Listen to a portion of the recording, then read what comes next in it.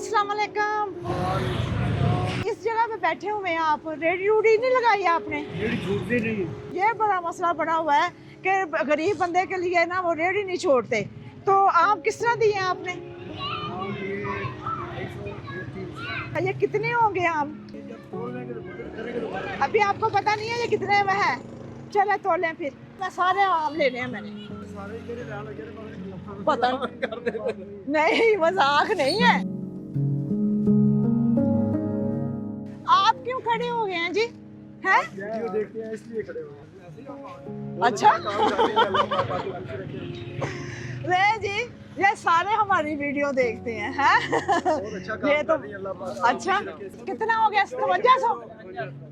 अच्छा पहली दफा जो है ना इतना सामान जो है ले लिया और परेशान हो गया। आपका 5700 5700 है? 5700 है?